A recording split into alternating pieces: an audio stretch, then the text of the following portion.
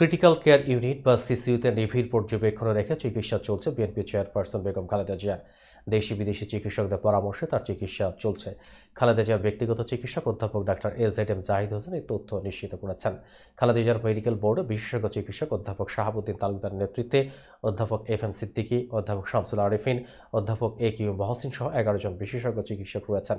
এছাড়া বোর্ডে যুক্ত থাকছেন লন্ডন থেকে ডাক্তার জুবাইদুর রহমান সহ আমেরিকা, অস্ট্রেলিয়ার কয়েকজন বিশেষজ্ঞ চিকিৎসক। রাত থেকে ভার্চুয়ালি যুক্ত হয়ে কয়েক দফা এই মেডিকেল বোর্ডের সঙ্গে বৈঠক করেছেন ডাক্তার জুবাইদুর রহমান সহ বিদেশের চিকিৎসকরা। এর আগে শুক্রবার দিবাগত রাত 3:30টার দিকে রাজধানীর এভারকেয়ার হাসপাতালের সিসিইউতে নেওয়া হয় খালেদা জিয়াকে।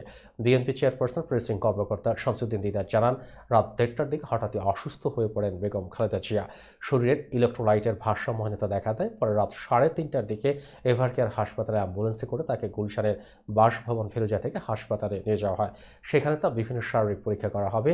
৭৯ বছর বয়সী সাবেক এই প্রধানমন্ত্রী ডায়াবেটিস, হৃদরোগ, ফুসফুস, লিভার, কিডনি জটিলতা সহ বিভিন্ন শারীরিক সমস্যায় ভুগছেন।